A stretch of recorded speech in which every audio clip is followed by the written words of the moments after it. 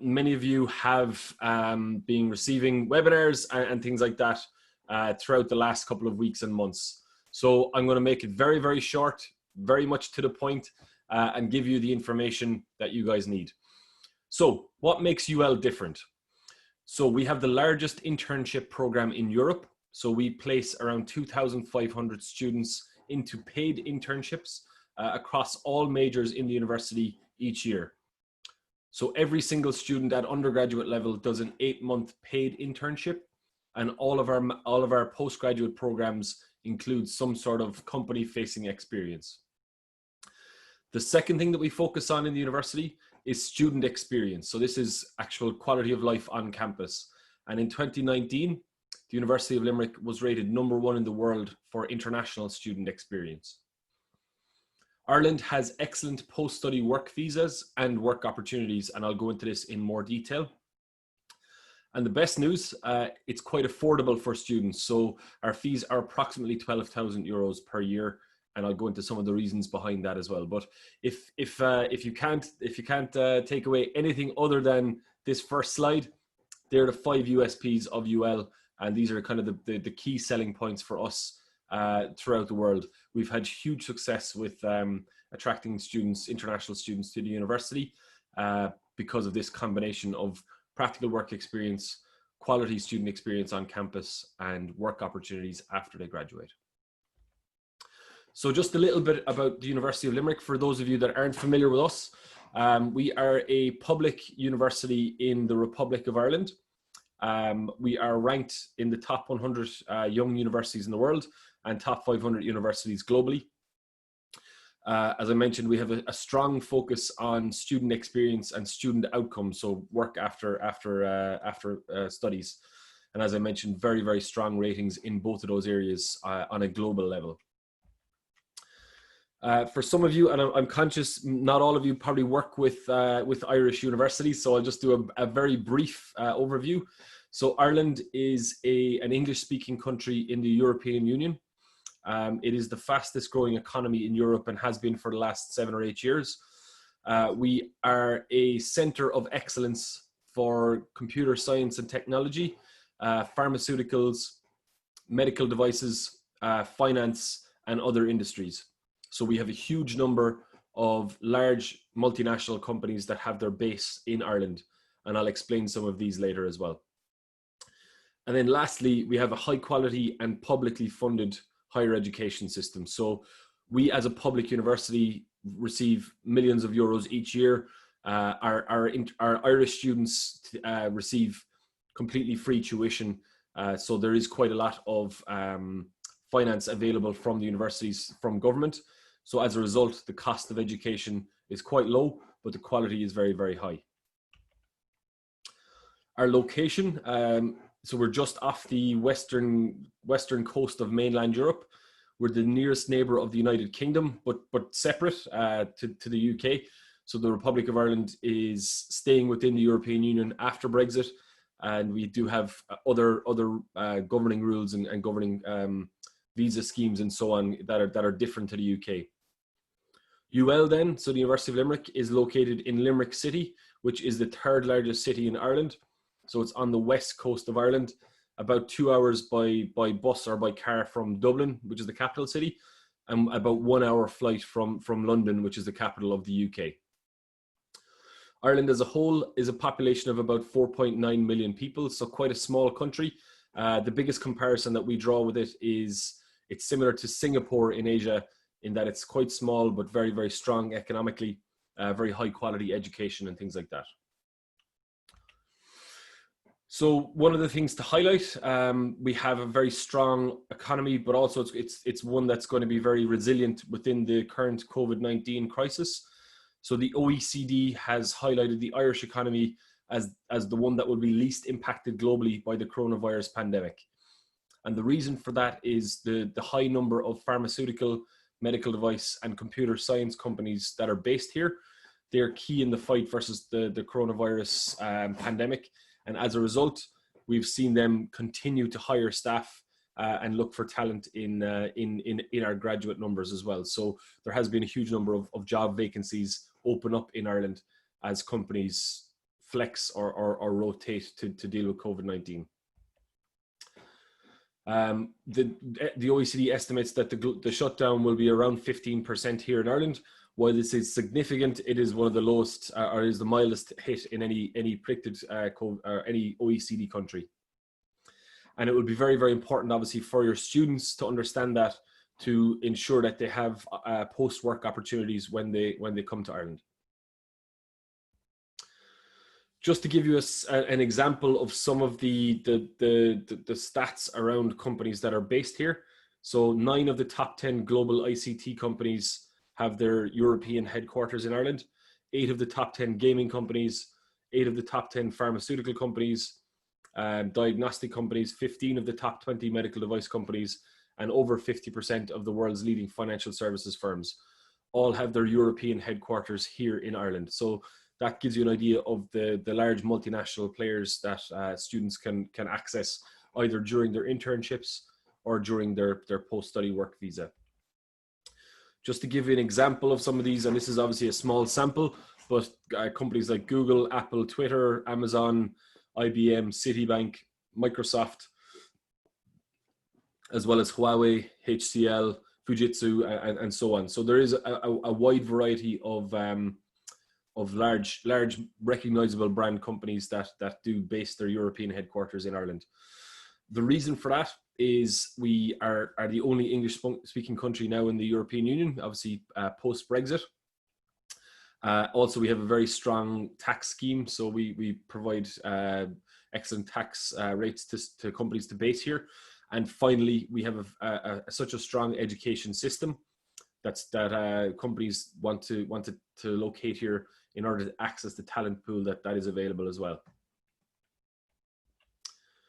To give an idea on average salaries, so the average bachelor's degree graduate salary in Ireland is approximately 30,000 euros.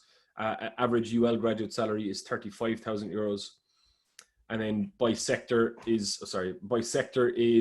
between 32 and 30,000. So for medtech and pharma, computer science and technology, it's slightly higher, but these would be the 3 or 4 most sought after areas for graduates in terms of employment. Just I've 2 more slides on Ireland, and then I'll speak a little bit about UL. So just in terms of a cost comparison then, so for the cost of education in Ireland in comparison to the UK, USA and Australia, which would be kind of 3 of our main competitors, the cost overall is much, much lower. So we're publicly funded, as I mentioned, which means the cost to students is low without sacrificing on quality. So our tuition fees are approximately 12,000 euros. I compare that with UK average, US average and Australia average. And you can see that the overall cost is about 10,000 euros cheaper than the UK, less than half the cost of the USA, and about 15,000 euros cheaper than Australia per year. So that does make a huge difference when added up over the duration of a bachelor's degree program, for example. And then, so for the COVID response, so this is another thing to highlight. We are reopening on the 28th of September. We will have a mixture of online and face-to-face teaching to allow for social distancing, and smaller classes will take place on campus as normal. And ensuring safety for all students is our priority. We have had fantastic success in Ireland with combating the COVID-19 crisis. So at the moment, we only have approximately 300 active cases in Ireland, and that number is reducing every day. We have had a complete lockdown in place since March 12th, and we have had very good success in terms of flattening the curve and ensuring that there hasn't been a significant number of cases throughout the country. So we do have very, very low numbers in Ireland, which is an important consideration for students when considering a study destination. We are in the process of reopening society then, so we're in a 5-stage process. We're currently on stage 3, which allows some small businesses and shops to reopen, and over the next couple of months things will continue to reopen up until the end of August, when we're planning to return back to what's called the new normal. But we do have a very, very strong and safe environment for students to study here with very, very small numbers of cases in the country. Okay, so enough about Ireland. We'll talk a little bit about the University of Limerick. As I mentioned, we have a very strong focus on employability. So every single student at undergraduate level does an 8-month paid internship as part of their program. So as a result, we have the highest employability ratings in Ireland. The internships are typically 8 months in duration. They are formal, they're accredited, they're compulsory, they're organized by the university, they're paid by the company, and then they're supervised by our professors. So our professors will actually visit the company for a supervisory meeting twice or 3 times during that session. Most are in Ireland. About 70% of the internships are in Ireland, but we do offer internships in over 25 countries as well. Our university is a comprehensive university. We offer about 200 programs across bachelor's, master's, and PhD. I'm not going to list them all, but we're basically split into 4 faculties. So we have a large faculty of science and engineering, faculty of education, health science, arts, humanities, and social science, and business. And within then we have 19 schools, and each of those schools will offer a bachelor's, master's, and PhD programs across multiple majors. So you can see the titles of each one there, and our full course listing is available on ul.ie. Our most popular areas would be computer science, engineering, law, and business would probably be the 4 top areas in terms of international applications. The structure of our degree programs. So our bachelor's degrees are 4 years in duration. The first year is normally what we call a common entry year. So the student will apply to the school. So they will apply to the School of Computer Science, the School of Business, School of Engineering. They will do basically general modules related to their area in year 1. So if they're studying computer science, for example, they will study programming, computer science, languages, mathematics, and so on. They will do electives in each of the majors offered, and then they will pick their specialty at the end of year 1. So it's kind of like a hybrid between the UK and US model, where there's an element of flexibility in the program, but the student will kind of pick their pathway or their type of school. So if they're interested in business, they will apply for business. If they're interested in engineering, they'll apply for engineering, and so on. So they will do modules only related to that field, and then they pick their specialty at the end of year 1, and their final degree award will be Bachelor of Business in Accountancy or Bachelor of Engineering in Mechanical Engineering. So there's an element of flexibility in first year. Second year, they will study their specialist topic. Year 3, we swap out an academic semester and we conduct the internship in that year.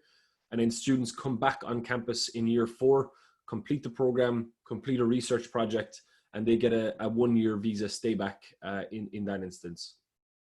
So it's an unusual structure, but we find it's very, very popular with students.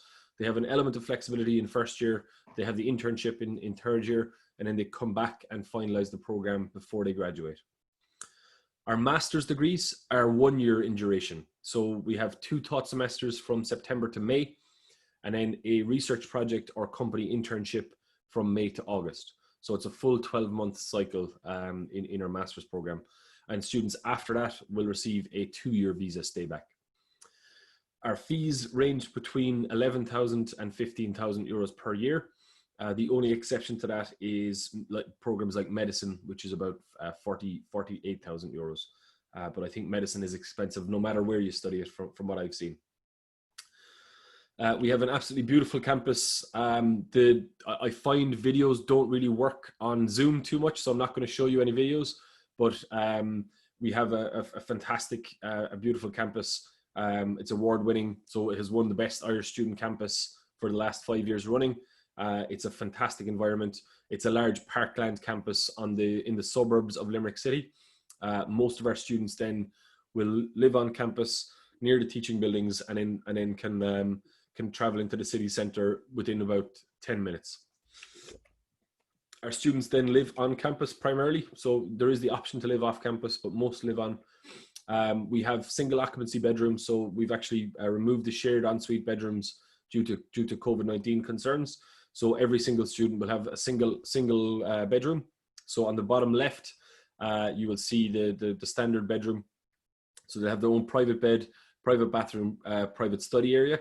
And then you'll have a shared living room and shared kitchen with 2, 4, or 6 other students.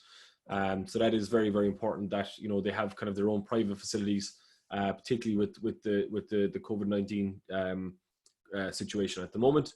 So that is has been put in place for anyone arriving into Ireland. They have to do a 2-week self-isolation period. So our international students will do that on campus.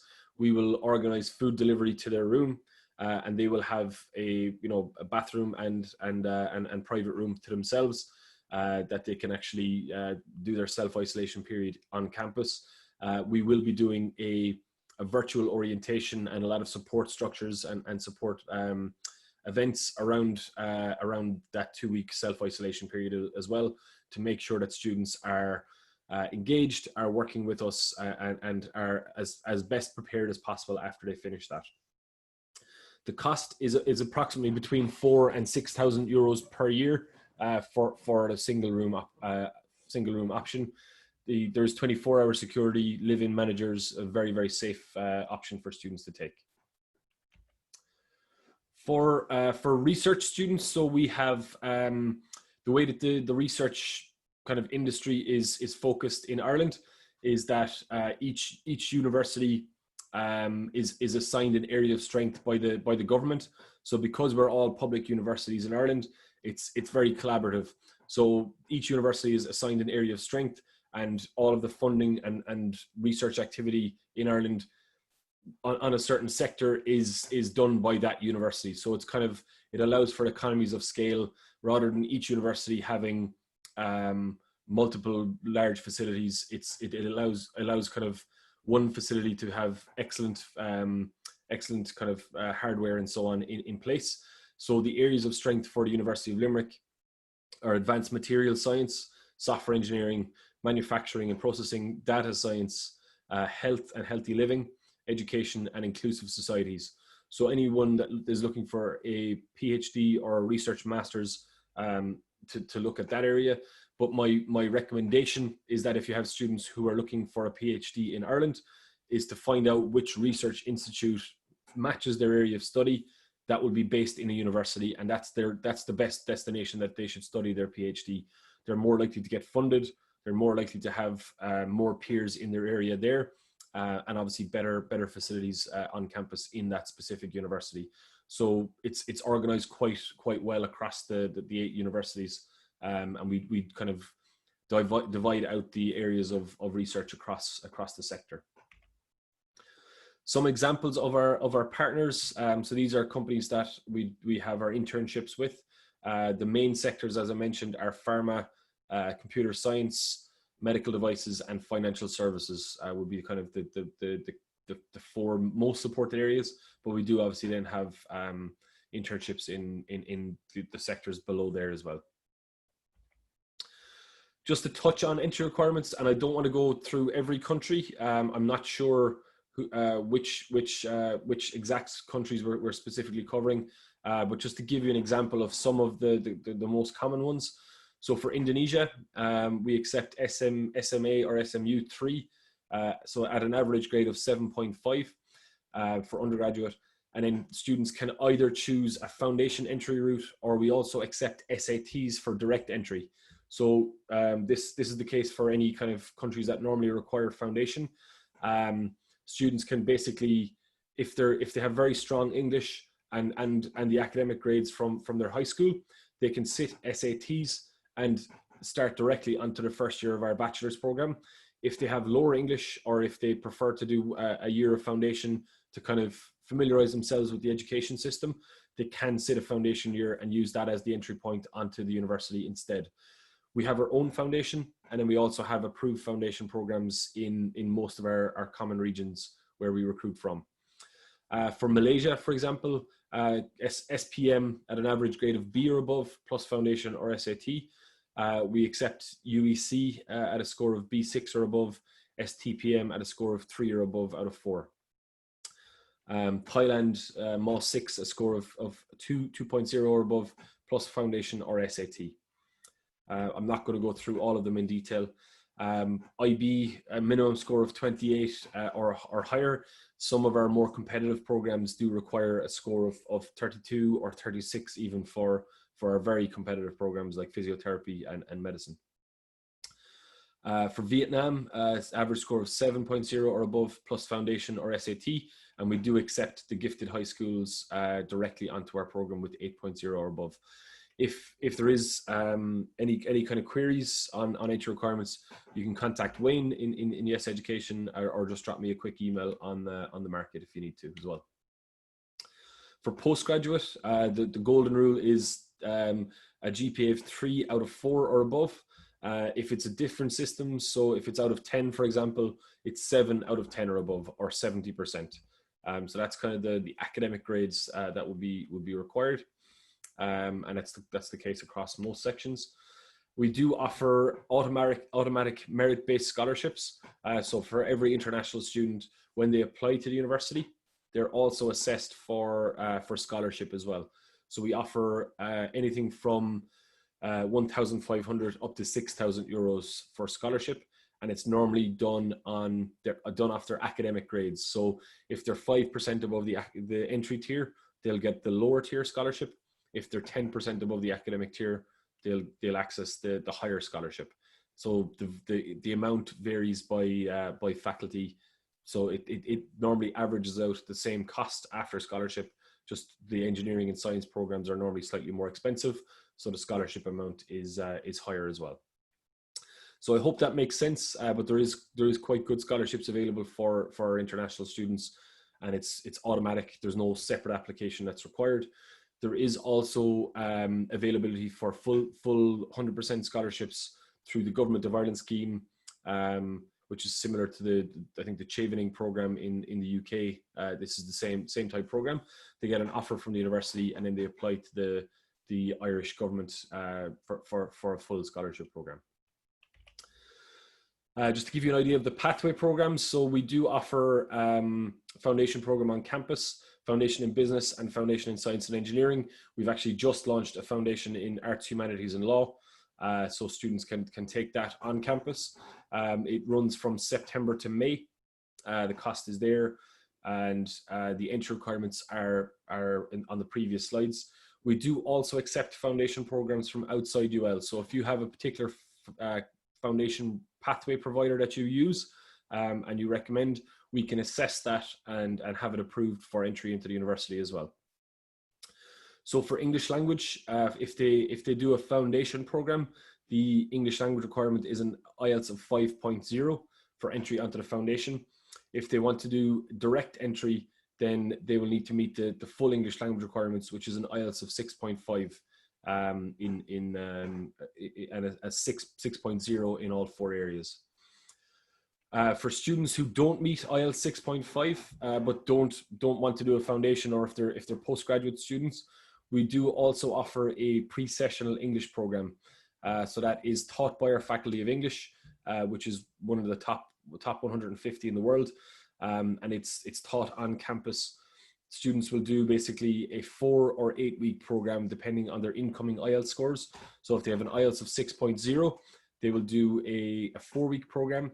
If they have an IELTS of 5.5, they will do an 8-week program, which I know we've passed the start date of that already. So just worth for future intakes. If students have slightly lower English scores, they can still access the education system here in UL, but they will need to do a pre-sessional English language program prior to that. That program is accredited by the university, so they don't need to retest an IELTS after they finish. They will be continuously assessed throughout the program, and then they finish on a Friday. They start their master's program on the following Monday. So just more information on our English language requirements. So IELTS of 6.5 with no less than 6. We also accept PTE, overall of 61.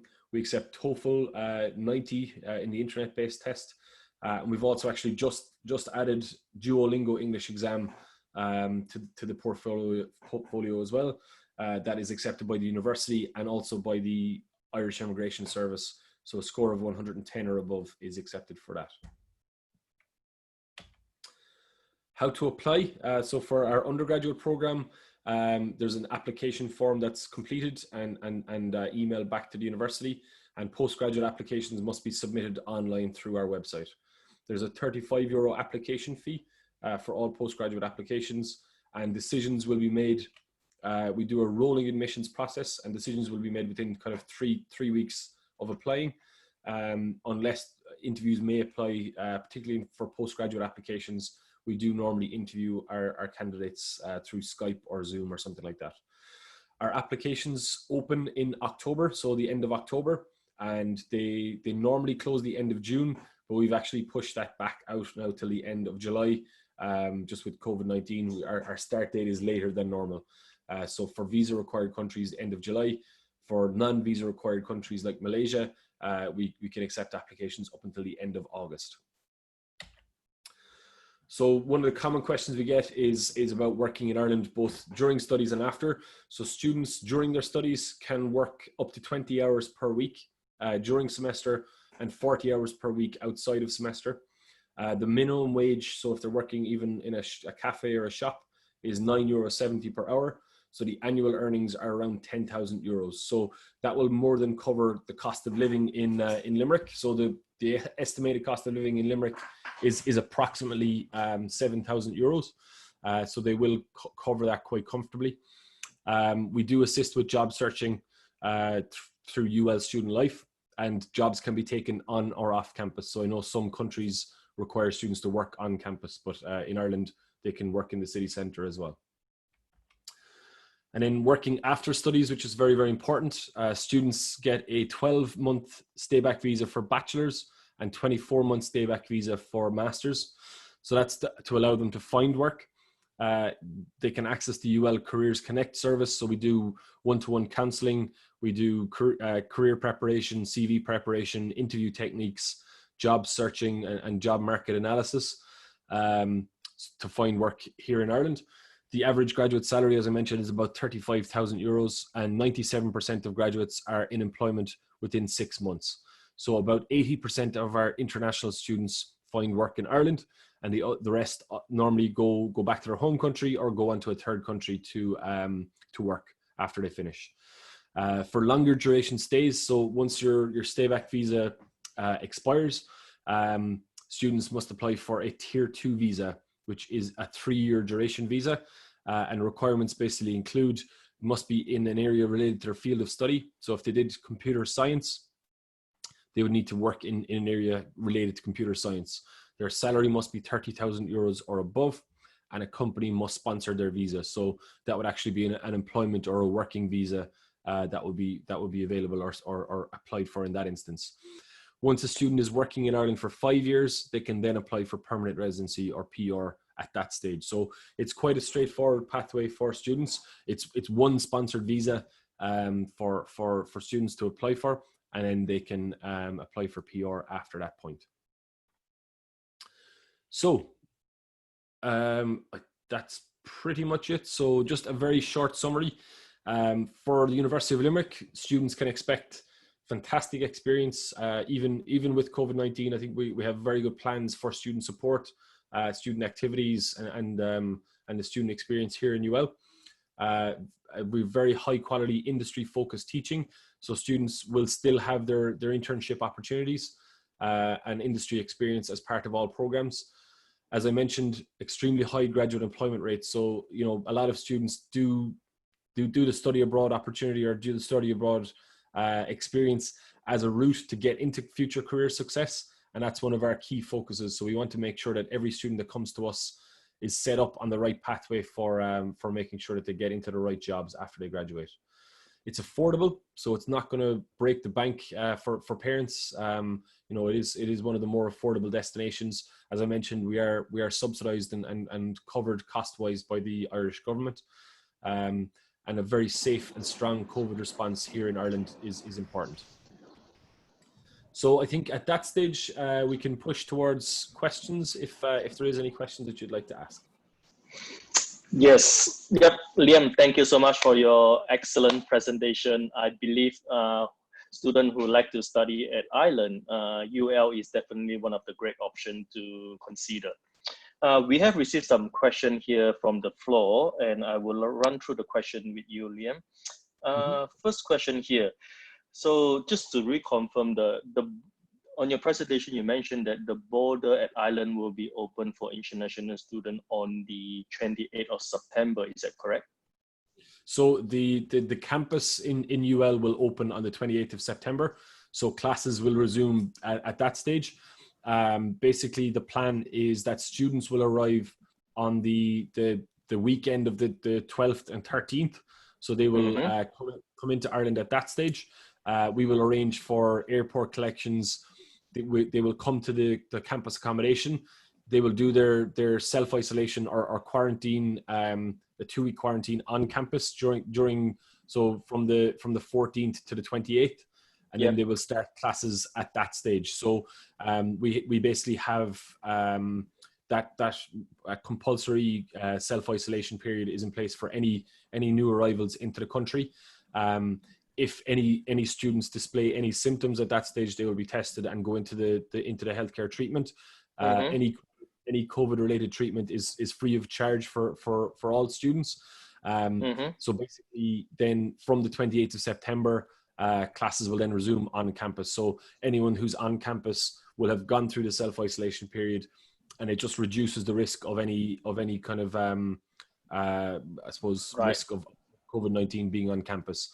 But in terms of travel, our borders are currently open. For essential travel, students can come to Ireland, and international students coming to study in Ireland is deemed essential travel. So at the minute our borders are open, but students would have to self-isolate on arrival. So to access the university self-isolation, that's the best way to do it, is to arrive in mid-September, do 2 weeks on campus, and then start classes. Okay, right. So the next question is related to the first question. Is the 2 weeks isolation, what about the cost? Is the cost covered by UL or the student themselves? Cost is covered by UL, yes. So we will cover the cost of any accommodation and transport. The only cost may be food if the student wants to order like food delivery to their room and things like that. There may be additional costs if they get away and things, but the accommodation, the transport piece will be covered by the university. Oh, that's very good. Okay, so next question here I got. One of the top 5 countries where UL get most of the international students from? Yeah, so we have a student population of 16,000. I'm actually going to stop sharing so we can speak a little bit easier. We have a student population of 16,000. We have about 3,000 international students. The biggest kind of top 5 countries. So the biggest student population would be European students. So from primarily from kind of France, Spain, Italy. That number will be slightly lower, obviously, this year. The next biggest group is US students. So we have around 1,000 US students per year. That obviously will again be looked at. So at the moment, there's no travel between the US and the EU. And then the next groups of students will be from India, from China, from Nigeria, from the Middle East, and then within Asia. Within Asia, our biggest groups would be Malaysia. Malaysia. Okay, right. Malaysia, Vietnam, Indonesia, Thailand would probably be the kind of biggest kind of student groups from Asia. There may be 15 to 20 students per country. Right. Okay. So in the eye of this question from me, in the eye of UL, do you classify any high-risk country in terms of visa? So in terms of visas, we provide basically a huge amount of documentation back to students. We've moved from a model where the visas were applied for, where the visas were sent basically to Dublin for processing. Most countries now in Asia have moved to a model where the actual visas are processed in the embassies in country. So Indonesia, Thailand, Vietnam, all now have visa processing in the countries there. So that has done two things. So it's speeded up the process, but also the staff based in Hanoi or in Jakarta or in Bangkok, for example, would have a much better knowledge of the schools, the universities, the processes in each country. So within Asia, there's no real high risk visas. The biggest kind of high risk ones for us would probably be India and Nigeria would be kind of the ones that would have highest visa rejections. But for most Asian countries, it's quite straightforward, and the university and the Irish embassies will help with that process. The great news, and one thing I didn't mention, is the government of Ireland and the government of Malaysia have a long-standing agreement where you don't need a visa at all to travel. So yes, I'm aware about that. This is this is good. So you basically just show your passport in Dublin Airport, and you're just there. You go. So you don't need to apply in advance for any visa from Malaysia. And also we also accept the 1119 English. So the high school English basically meets our English language requirements as well. So from Malaysia, it's exceptionally straightforward. Once you have an offer letter, you can just. This is fantastic. Yeah, just to clarify on Malaysia, right? So the visa, do they still need to change to the student visa or not when they arrive at the island? Yeah, so when they arrive, basically, we will have appointments booked for them. So for any of our incoming students, we arrange appointments with the immigration service. So their arrival visa basically will be for 3 months in duration. And then during those 3 months, we will arrange for them to meet with the immigration service. They basically just show their documentation, so their offer letter and their ID and things like that. And then they change from visitor visa to student visa then at that stage. But yeah, it's just it's a pretty formality. Straightforward. Yeah. Okay, great. So next question I got here is in terms of internship. Okay, so will UL assist student to find internship? And are most of the internship being paid or some of unpaid? So UL will organize basically the internships on behalf of students. So there is basically each class will be capped at a certain number. So for example, our aeronautical engineering program will only ever take 25 students. And the reason for that is that we have agreements with 25 companies to say we have internships basically in place. Because the internships are 8 or 9 months in duration, they're paid. The companies normally kind of build that intern position into their workforce. And then basically the person in the job changes every year. So it's a new UL student every year, but it's a kind of it's almost a staff member within their team. So the vast majority of students access internships through the organized UL programs. We have had some students that have come to us to say, I have a company in China or a company in Malaysia or a specific, my uncle owns an aircraft company or something like that.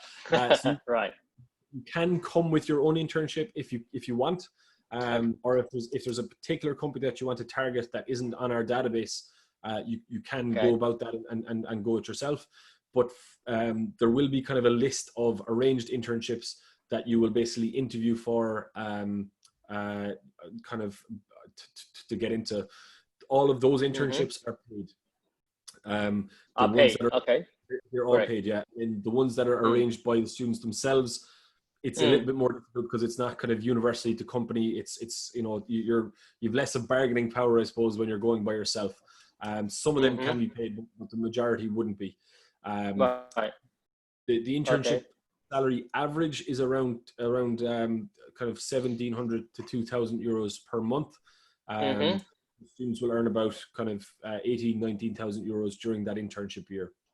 Right. So are those internship, the working hours for those internship, are those hours count towards the working hours that allow under the student visa? If it's a paid internship, then yes. So it's a full. They're normally full time. So you're working kind of like a full time employee in the companies. And if it's a paid internship, it will basically, because it's a key part of the program. So it's a compulsory part of the program. we basically provide documentation to allow the students to work full time. So during that year, they get kind of an extra full year of work through their visa. They're technically a student, but they're actually working full time on the program. So it's kind of a loophole around the visa, is that because we confirm that they can't graduate without completing it. So they can't do the internship plus a part-time job if that's the plan. They would have to do one or the other. Okay, sure, got it. Okay, next question I got here is the scholarship, the one that you mentioned in your presentation, are those scholarships applicable to all country students or only applicable to certain specific countries? Applicable to all countries, yeah. So it's standard. So the way that we structure it is that there's kind of a 5% above and a 10% above the entry criteria. The entry criteria will vary by country, but the band kind of above, basically, you just add 5% or 10%. So yeah, it's for all regions across the world. Okay, excellent. Next question I have here. You mentioned that in order for the student to study the pre-sessional English, so the student must have a minimum IELTS of 5.5. Is that correct? Yes, we do have a longer duration pre-sessional English course, but it is normally kind of like a full semester or almost a year for students with a 5.0. So most people do if they have a 5.0 and are coming onto the foundation or coming onto undergraduate, they will do the foundation program. If they have a 5.0 and are coming on to masters, they will do a full year of English first, and then they will do the masters the second year. It's very, very difficult to go from 5.0 up to 6.5 is quite a strong ask. But yeah, for the short pre-sessional program, 5.5 is the minimum requirement. Okay. What if the students say complete a tertiary qualification back home, which is taught entirely in English? Can that be considered to waive the English requirement or not? It would have to be taught through English, and it would have to be taught in an English-speaking country. So if they did a degree in Australia, for example, or in the UK or USA, and then they come onto our master's program, they're exempt at that stage. But if they did an English degree or English taught degree in Indonesia, for example, they would still need to meet the English language requirements, and that's not our requirement. It's actually the visa and immigration requirement. So they would still need to sit IELTS or something for their visa purposes in any case. But yeah, the rule is basically it needs to be the tuition language and the national language for it to be accepted as equivalent. Right, understood. Next question I got here. Right, during the COVID period, is there any difficult for the student to find part-time job, taking into consideration that the hospitality industry has been heavily been impacted? So what is your thought there, Liam? Yeah, good question. So I suppose the students that are currently here, we have had some students who were let go from shops and restaurants and hotels and things like that. Those students have actually been given. We have an unemployment payment of 1,400 euros per month. So all of our international students were actually paid that are still being paid that over the last couple of months. So to kind of counteract or to make sure that they're not stuck, without the earnings that they had planned for. What we're seeing at the moment. So basically, our restaurants, our bars, and our hotels have just reopened actually this week. Obviously, they have strict rules in place around face coverings, social distancing of 2 meters. The tables must be booked in advance and so on. But we are seeing now a lot of those businesses reopen, and they are actually hiring staff back on as well. So the big impact of kind of part-time work was actually the complete lockdown. So where everything bar essential shops closed. But now, because we have so few cases across the country, we feel comfortable to kind of reopen things back up gradually. So I think by kind of the end of September, October time, there will be part-time work available in restaurants and shops like that. So Okay. yeah, I don't see a massive impact. It's probably going to be a little bit more Right. competitive, but it's not going to be impossible to get part-time work. All Okay. of the small businesses are reopening now at the moment. Right. Good to know that. Yep. Hopefully the situation will become better and under control soon. Yeah. Next question here I got is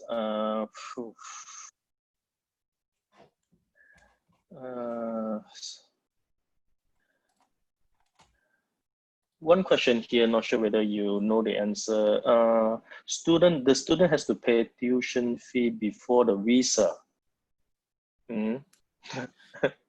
Yes. So what happens basically is students would pay 50% of the tuition fees Yep. before applying for the visa. Basically, then we will provide them with visa support documentation.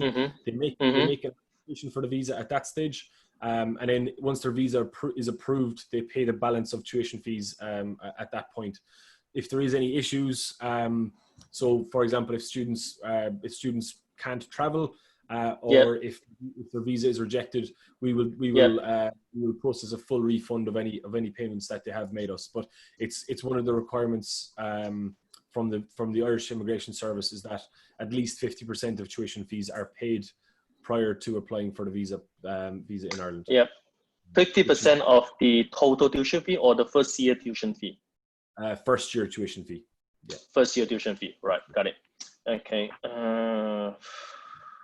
Okay, I got a question. Oh no, let me see what other question.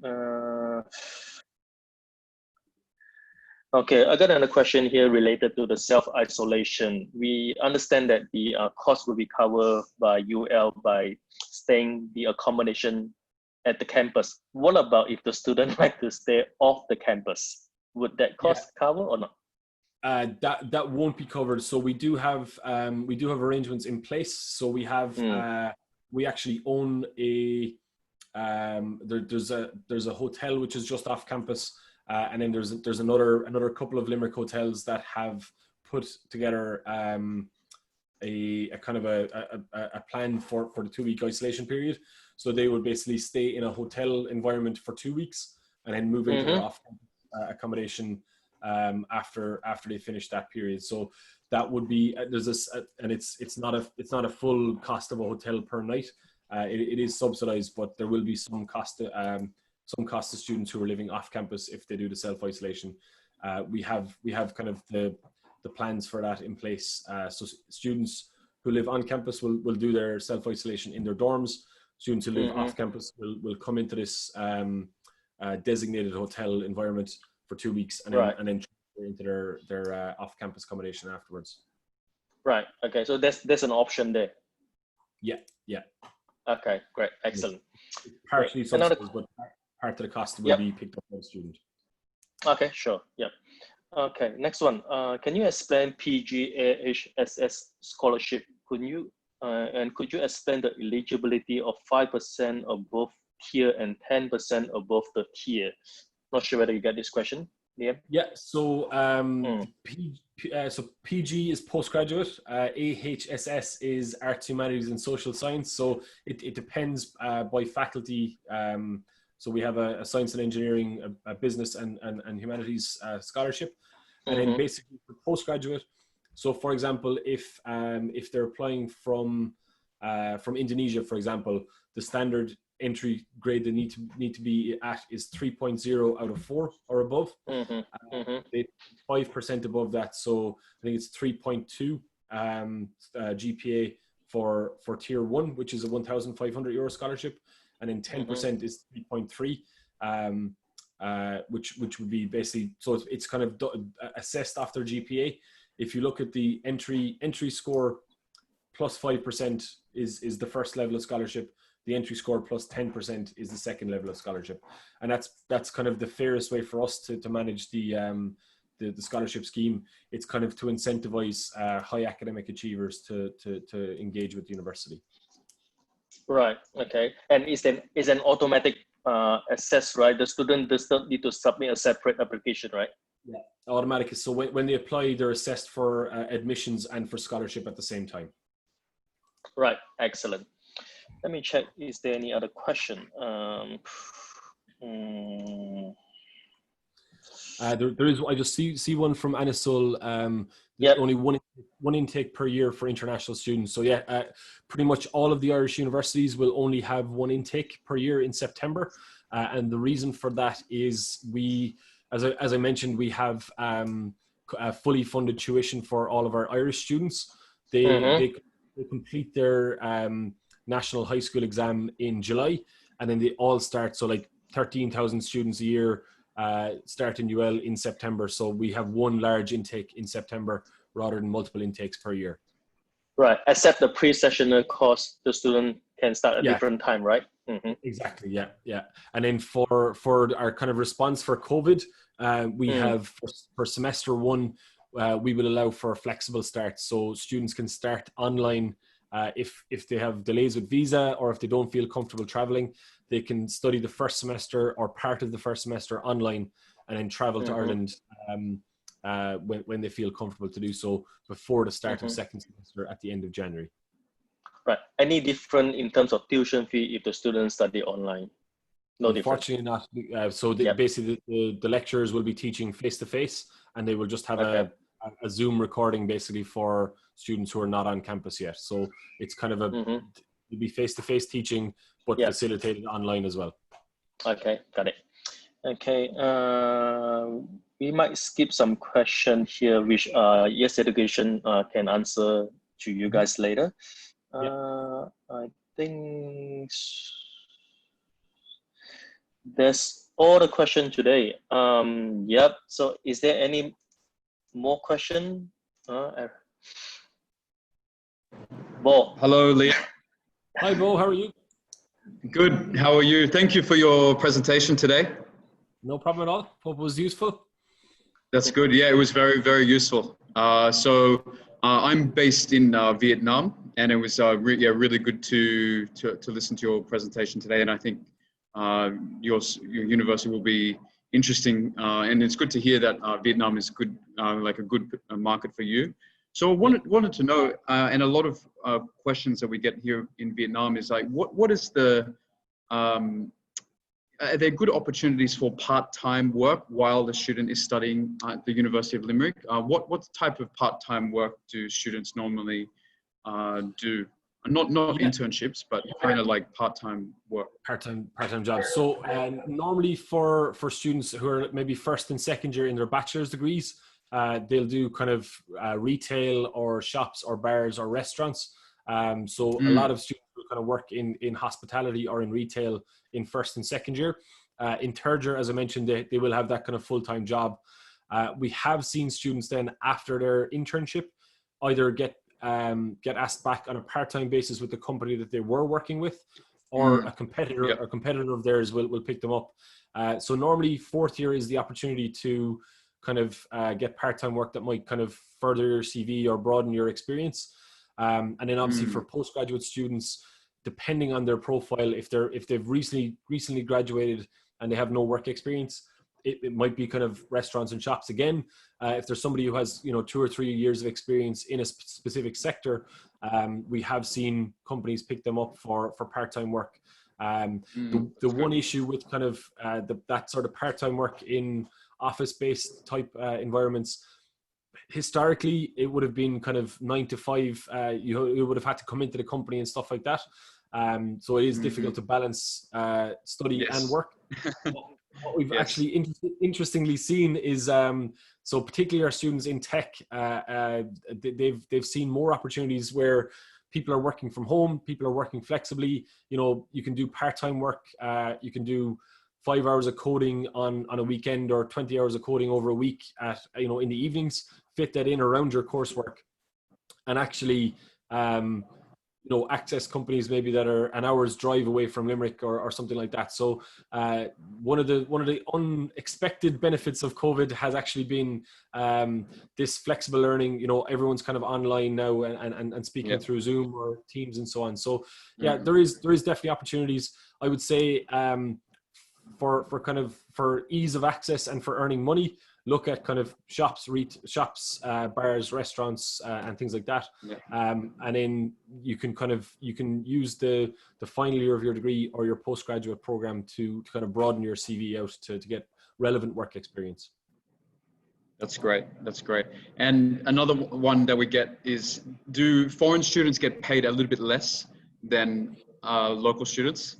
No, it's the same amount. So our requirement, basically, there's a government enforced minimum wage. So the least amount you can be paid is €9.70 per hour, which is in Vietnamese dong, it's about, let me just figure it out, it's about 15,000 to the euro. My maths is terrible. I'm just going to do it very quickly here on XE. I don't know myself. I was not a maths major, so if you say €9.70 and then in Vietnamese dong, so it's 254,000 Vietnamese dong per hour. 254,000 per hour. Yeah. Mm. So it's very good. Yeah, it's I mean, like if you're earning that, you'll cover your living expenses quite easily and stuff. So it's not kind of like it's not like the US where there's like a $2 minimum wage or something like that. It's a living wage, which is the minimum wage. I'm actually conscious, guys. I've got a meeting at 9 a.m. So I've got probably no problem. If there's any, that's all good. Yep. We're going to wrap up here. So thank you so much for your time, and thank you very much for everyone that participated for today's training. So we're going to share out the PowerPoint presentation and the recorded training after this. And I will see you in our next webinar training then. Thank you so much, guys. Stay safe, stay healthy. Thank you. And thank Thanks, you. guys. Thank you. Bye-bye. Bye now.